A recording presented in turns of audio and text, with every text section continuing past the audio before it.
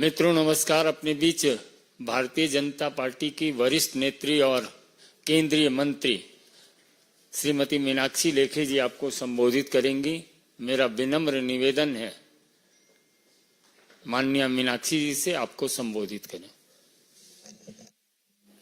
बहुत बहुत धन्यवाद संजय भाई। मित्रों, जैसा कि आप जानते हैं कि कुछ लोगों ने दिल्ली को वेंटिलेटर पर डाल दिया है और लगातार दिल्ली को अव्यवस्थित करने के लिए जो लोग जिम्मेवार हैं, भ्रष्टाचार और ड्रामा जो है वो घंघोर है और इनकी जो मैनेजमेंट की व्यवस्थाएं हैं वो कमजोर है, जिसका एक दृश्य कल भी देखने को मिला कोर्ट कचहरी के अंदर कि कोर्ट ने कहा कि 6 सीटी स्कैन की मशीन्स हैं दिल्ली में 3 करोड़ की आबादी पर, और जब एफिडेविट को चेक किया गया तो वो एफिडेविट भी झूठा पाया गया।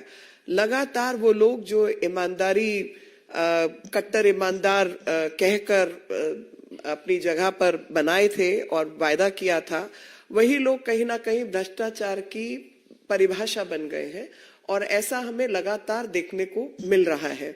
और वो चाहे अगर मैं आज हेल्थ इंफ्रास्ट्रक्चर की बात करूं, जल बोर्ड की बात करूं, 5 समन ईडी के अवॉइड किए गए हैं और उन 5 समन्स के जाने के बावजूद भी ये व्यक्ति जो है ईडी के आगे नहीं गए। और किसी भी स्वास्थ्य सेवाएं जो है किसी भी राज्य की रीढ़ की हड्डी होती है और ऐसी रीढ़ की हड्डी को मजबूत करने की बजाय लगातार बर्बाद करने का काम किया।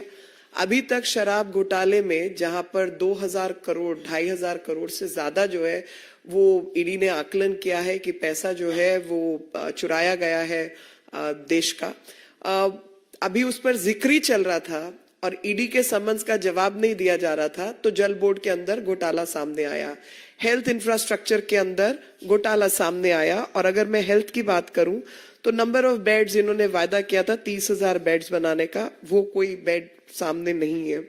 इन्होंने वायदा किया था कि इंश्योर करेंगे कि जो इंटरनेशनल स्टैंडर्ड्स हैं 5 बेड प्रति 1000 लोगों के ऊपर, वो 2.5 बेड भी प्रति 1000 लोगों के ऊपर नहीं है। जो वायदा किया था कि 900 प्राइमरी हेल्थ सेंटर्स बनाए जाएंगे, वो प्राइमरी हेल्थ सेंटर तो बंद हो गए हैं और काफी सारे प्राइमरी हेल्थ सेंटर्स बंद हो गए हैं और जो संख्या है वो कहीं 200-300 के आसपास पहुंची हुई है। और जो प्राइमरी हेल्थ सेंटर की जगह पर सब हेल्थ सेंटर्स के नाम पे वो मोहल्ला क्लिनिक जो है वो बनाए गए और एक एक जो टिन शेड कहूंगी मैं, जो माचिस की डिब्बियों के बराबर जो इन्होंने पोटा कैबिन बनाए हैं, वो भी 50-50 लाख 40-45 लाख का एक एक खर्चा इन्होंने बताया है। जो सेंट्रलाइज प्रोक्योरमेंट स्कीम थी ड्रग्स की, वो ड्रग के प्रोक्योरमेंट में बात हुई थी पारदर्शिता की, ट्रांसपेरेंसी की, वहां पर सबसे ज्यादा घोटाला जो है वो उसमें पाया गया सीपीए के अंदर और कॉस्ट इफेक्टिव मैनर ऑडिट की रिपोर्ट है, वो भी काम इन्होंने ठीक से नहीं किया है। बजटरी एलोकेशन जो हेल्थ इंफ्रास्ट्रक्चर की है वो भी आप सब जानते हैं कि उसमें भी गड़बड़ है, पर क्योंकि ये मामले अभी कोर्ट कचहरी के आगे हैं, झूठा एफिडेविट इन्होंने फाइल किया है, तो एक नया घोटाला सामने आता है, जल बोर्ड का घोटाला, हेल्थ इंफ्रास्ट्रक्चर का घोटाला। और इनके जो आज ईडी ने काम किया है, जो आप ही लोगों के माध्यम से जो हमारे सामने कुछ डिटेल आई है, उस डिटेल में यही पता चला है कि इनके 2 लोग जिसमें विभव कुमार और शलभ कुमार, साथ में एनडी गुप्ता जो ट्रेजरर हैं आम आदमी पार्टी के, ऐसे कई लोगों के यहाँ लोकेशंस में दिल्ली जल बोर्ड संबंधित और ईडी संबंधित घोटाले में इनके यहाँ पर रेड्स जो है वो चल रही हैं।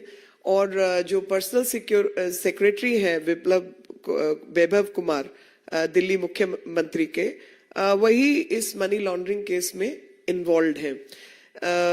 मैं आपके माध्यम से ये बात बताना चाहती हूँ और दिल्ली की जनता को खास तौर पर कि 5 समन आ चुके हैं, 5 समन्स में से एक भी इन्होंने अटेंड नहीं किया है और लगातार झूठ की व्यवस्था इन्होंने कायम की है और एक ही प्रश्न है कि जब आतिशी मरलेना प्रेस कॉन्फ्रेंस करती हैं, वो तमाम इधर उधर की बात जरूर कर रही हैं, लेकिन ये नहीं बता रही कि अरविंद केजरीवाल ईडी के सम्मन के जवाब में ईडी के सामने कौन सी तारीख को कितने समय पर पेश होने जा रहे हैं। तो आपके माध्यम से मैं ये प्रश्न सीधे तौर पर कर रही हूं कि when are you going to present yourself before the ED. और सीटी स्कैन के बारे में मैंने बताया कि 3 सीटी स्कैन हैं दिल्ली के 3 करोड़ लोगों के ऊपर। स्कूलों के अंदर टीचर्स नहीं है, अस्पतालों में डॉक्टर्स नहीं है, बेड्स यहाँ पर नहीं है, तो पूरी दिल्ली को वेंटिलेटर पर, व्यवस्था को वेंटिलेटर पर डालने का काम जो है वो केजरीवाल ने किया है। और जो लोग वायदा करके आए थे कि हम सबसे ज्यादा ईमानदार, कट्टर ईमानदारी का वायदा करने वाले लोगों ने आज कट्टर बेईमान लोग कौन होते हैं उसको परिभाषित कर दिया है। अनंत सूत्र, एक तरफ सिविलाइजेशन का, सभ्यता का हम वो बातें करते हैं, लेकिन आम आदमी पार्टी ने ड्रामा, भ्रष्टाचार, झूठ का जो अनंत सूत्र तैयार किया है वो लगातार दिल्ली की जनता और देश की जनता जो है उससे परिचित हो रही है। Friends, I'm here to bring to notice couple of things, that health infrastructure of any state is actually the backbone of a state because people's health is imperative. Considering all the efforts central government is making, Delhi government is falling short of its efforts, and they have put the entire governance model on the ventilator. Delhi's governance model is basically has been put on the ventilator.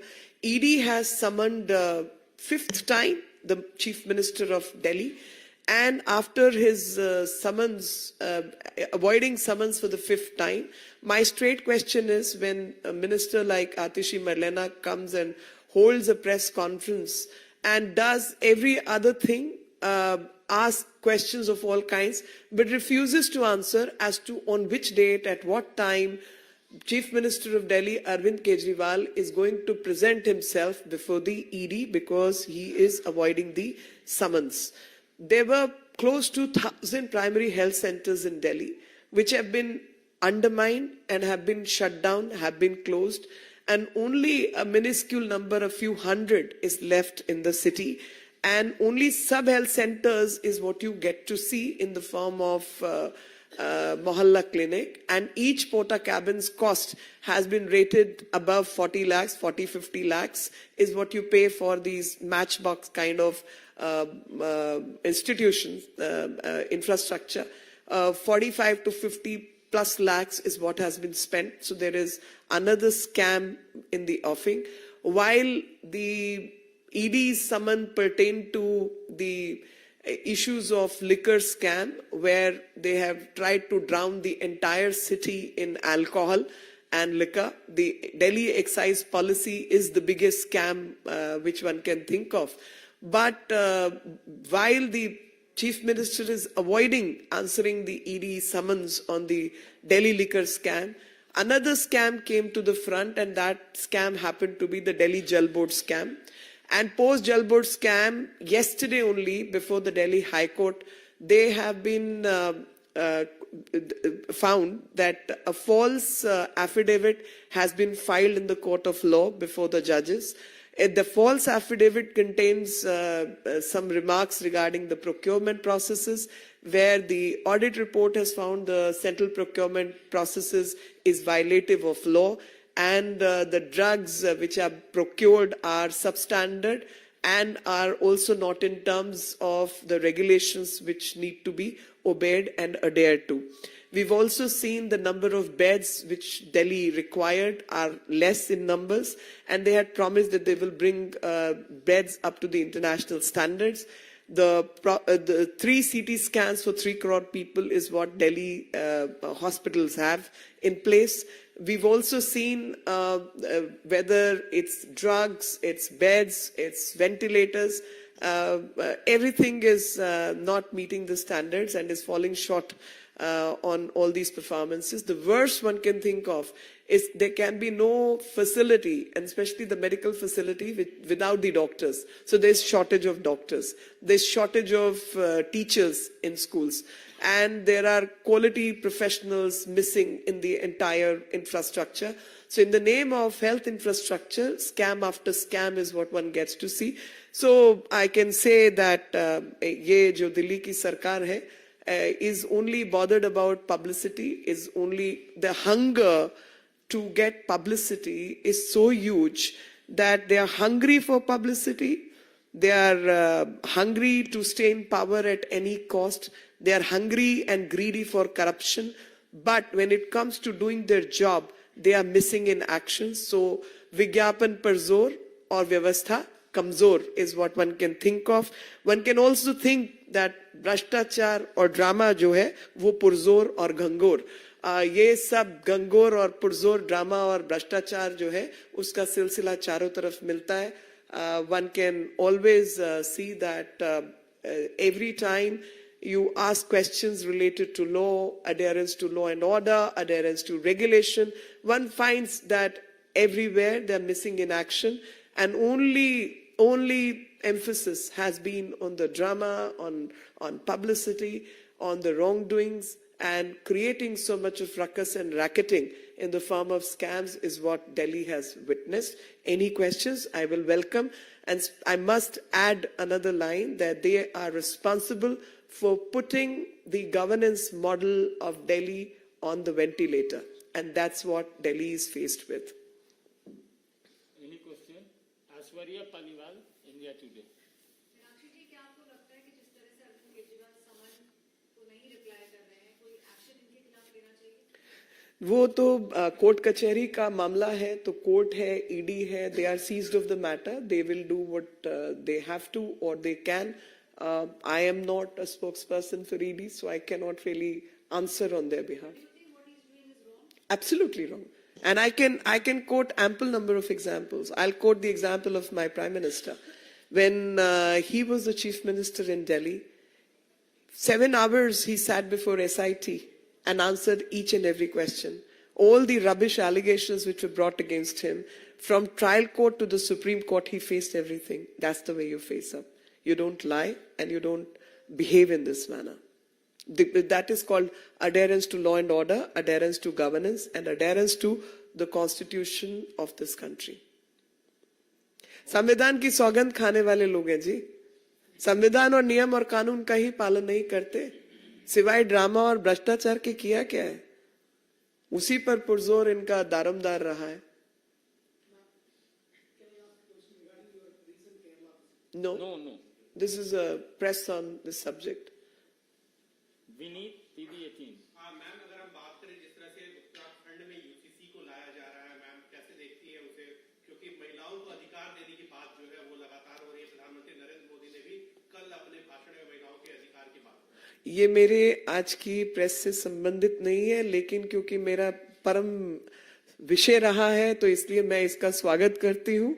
और uniform civil code तो भारत की कोई भी महिला जो है वो इसका स्वागत ही करेगी. साधारण सी बात है कि विभिन्न नियमों कानूनों में महिलाओं के अधिकारों का ही हनन हुआ. भाई आप क्रिमिनल लॉ देख लो, आप कमर्शियल लॉ देख लो, आप आर्बिट्रेशन देख लो, सब जगह पुरुषों से संबंधित जितने नियम कानून है वो एक है देश में. उसमें जाति संस्था इसका उसका कोई भेद नहीं है. सिर्फ जो नियम कानून महिलाओं पर, परिवारों पर लागू होते हैं वहीं पर भेद है. क्योंकि महिला को अधिकार क्या मिलना है, मेंटेनेंस मिलना है, नहीं मिलना है, उसका विवाह में क्या अधिकार होगा, तलाक पे क्या होगा, बच्चे को अडॉप्ट कर सकती है नहीं, सारे पंगे वहीं पे हैं. तो इसलिए जो भी नियम लिया गया है और यूनिफॉर्म सिविल कोड की बात देश में लागू होने की बात है, तो ये तो संवैधानिक एक ड्यूटी, मैं कहूंगी कर्तव्य था, जो संविधान बनाने वालों ने भी इस पर कई बार चर्चा की और उसको एक ड्यूटी के रूप में और आने वाले भविष्य के एक गाइडिंग प्रिंसिपल के रूप में छोड़ दिया गया था कि एक समय पर ये पूरा होगा. तो ये अपने पूर्वजों का वायदा पूरा करने का काम जो प्रधानमंत्री जी के नेतृत्व में हमारी सरकार और पार्टी के लोग और धामी जी ये सब लोग कर रहे हैं, मैं इनका स्वागत करती हूँ और हृदय से अपने पूर्वजों के बिहाफ पर भी कि वो सब इनको आशीर्वाद दे रहे होंगे कि जो कहा सो किया। बहुत बहुत धन्यवाद। थैंक यू, धन्यवाद।